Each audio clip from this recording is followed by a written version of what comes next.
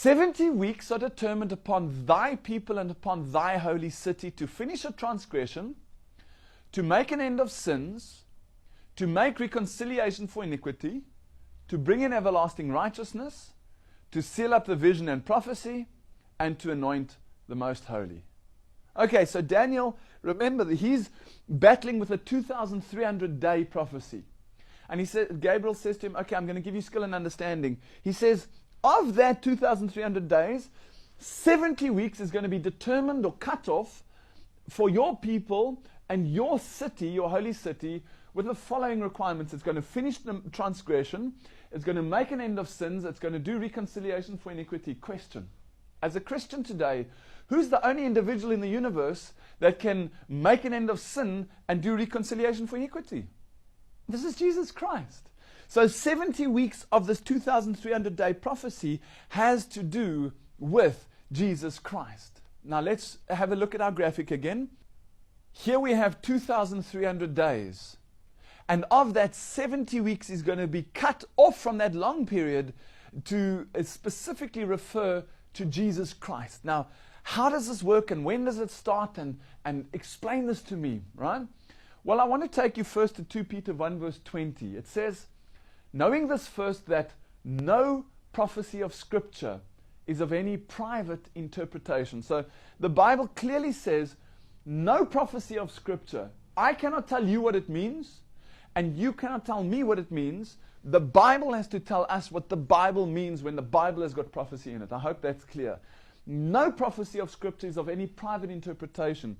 And I used an example the other day, a while back in fact. I was watching God Channel or one of these other channels, flipping through the channels, and I saw Benny Hinn on the Isle of Patmos.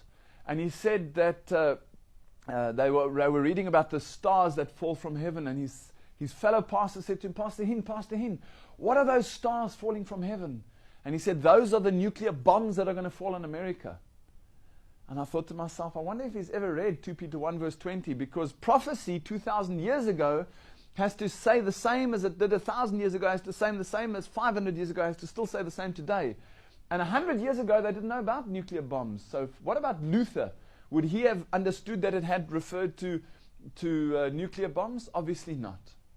So when it comes to this 2,300-day prophecy, let's make it clear what he's referring to here. Ezekiel 4 verse 6 says, I have appointed thee each day for a year. There's another one in Numbers 14 that says the same. After the number of days in which you search the land, even 40 days, each day for a year, shall you bear your iniquities, even 40 years. So what the Bible is saying here is look into prophecy, but when I give you a time prophecy, days, prophetic language, take a day to mean a year. So a prophetic scale literally is 1 day is 1 year, and a prophetic week therefore is 7 years. So let's go back and look. 70 weeks are cut off or determined upon thy people and upon thy holy city, right? 70 weeks, 7 days gives you 490 days. 1 day for a year gives you 490 years. Now, this is specifically for thy people and thy holy city. This is for the Jews